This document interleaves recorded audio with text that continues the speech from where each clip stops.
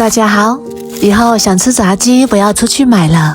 今天教你2种做法，外酥里嫩，越吃越好吃。学会了，人人都夸你是大厨。一起来看看是怎么做的吧。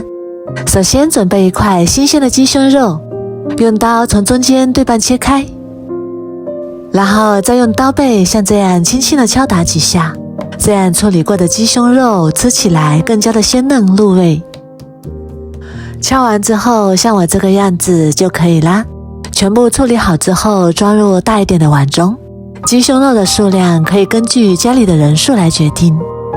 再来准备一块去皮的生姜，先改刀切成薄薄的厚片，再改刀切成姜丝。再来准备一块大葱，切成葱花，切好之后放到鸡胸肉里面，再加入1小勺盐，1勺料酒，适量的胡椒粉，2勺生抽，1勺蚝油，然后下手充分的抓拌均匀，多抓一会儿，让鸡胸肉充分的吸收料汁的香味。抓匀之后放一旁腌制20分钟左右。接下来准备一个盘子，加入2勺面粉，先放一旁备用。再来准备一个盘子，倒入适量的面包糠，先少倒一点，如果倒多了就浪费了。再来准备一个小碗，打入一个正经的鸡蛋，用筷子把鸡蛋搅散，搅拌均匀之后加入1勺面粉，然后继续用筷子搅拌均匀，顺着一个方向搅拌，一直搅拌至像这种比较粘稠的面糊状，然后再往里面加入数量的清水，继续顺着一个方向搅拌均匀，最后搅拌至比较稀的面糊状就可以啦。先放一旁备用。接下来把腌好的鸡胸肉取出来，放到面粉里面，给它裹上一层面粉，像这样2面都裹上一层薄薄的面粉。再把裹好面粉的鸡肉放到面糊里面，再均匀的裹上一层面糊，像这样就可以啦。然后再放到面包糠里面，裹上一层面包糠，2面均匀的裹上面包糠，再用手摁压，压得紧实一点，防止面包糠脱落。最后像这样就可以啦。先放一旁备用。如果没有面包糠怎么办呢？接下来教你一个好方法，准备一个大碗，加入80克面粉，1克左右的食用盐，然后用手抓拌均匀。抓拌均匀之后倒入10克清水，继续用手抓拌均匀。抓拌成面絮状之后，再像我这样用手给它搓一搓，给它搓散，搓成小面片。用这个面片炸出来的鸡排口感非常的酥脆，和面包糠一样好吃。我们来看一下，最后搓成这样就可以啦。